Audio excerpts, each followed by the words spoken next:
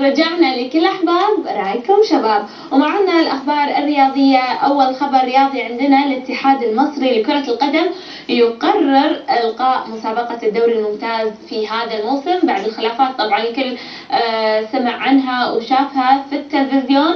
قرر الاتحاد المصري انه يلغي الدوري الممتاز. احمد لاهي في الجريده ومندمج ومو منتبه مع خبري. مندمج. لا تحاجيني. طبعا انا عندي اخبار فنيه. عندك خبر تقولينه قبل ما قول. خلص مع اخبار فنيه. انا عندي خبر على خفيف. طبعا فاطمه العبد الله تتكفل بتربيه اخوه احمد يراج. تخيلي. شوفي انت سمعتي؟ اكيد مو صدق. مسلسل. خلي شوي نعطيه بهذا. حركت عليك. طبعا مسلسل بطولة طبعا من تأليف جابر البنا وجوهر الجويل واخراج احمد ايبس، وبطولة عبد العزيز مسلم، حسين مسرور، عبد الامام عبد الله، مشاري البلام، هبه الدري وزينة كرم. حلو.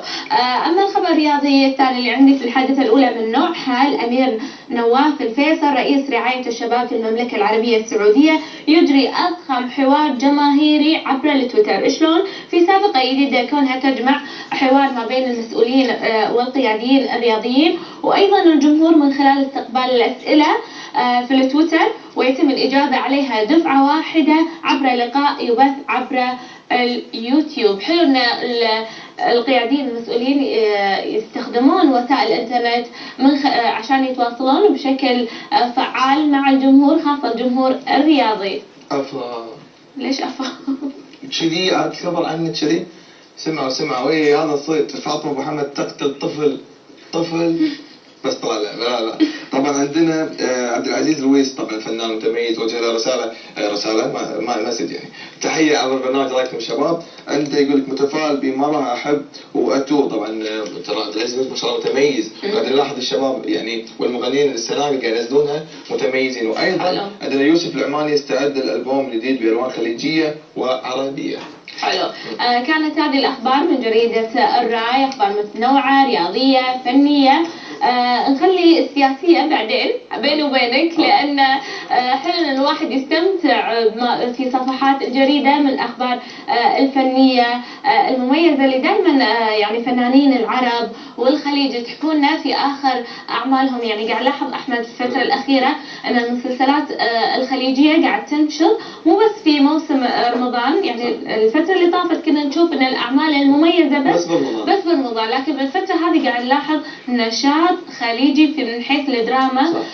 في المسلسلات قاعد نشوف مسلسلات جدا مميزه، وهذا الشيء يشرفنا كوننا عرب وخليجيين. كلامك على متم يا فاطمه. انا قاعد نلاحظ ان في اقبال. يعني في ناس ممكن تقول ما حد يطالع واوقات عاديه ودوامات ودراسه والناس لاهيه ومشغوله، لكن في اقبال، وهذا دليل على ان الانتاج الشبابي او نقول الانتاج الفني للممثلين على مستوى الخليج والوطن العربي في تميز وتقدم. حلو. يمكن اللي حركهم شويه الدراما التركيه كونها تفوقت في الفتره الاخيره على الدراما السوريه والدراما الخليجيه. حلو هذه المنافسه كونها منافسه شريفه وتخلي الانسان يتطور من مرحله لمرحله. صح. طبعا اتمنى ان احنا المنافسه هذه نتقدم فيها ونقدم كل شيء مميز. يعني حلو الانسان انه يكون يعني في طموح. عندنا الشباب يقدمون اعمال فنيه ومميزه. طبعا شوي نطلع من اجواء الاخبار، وعندنا اجواء درجات النار فهمتيها؟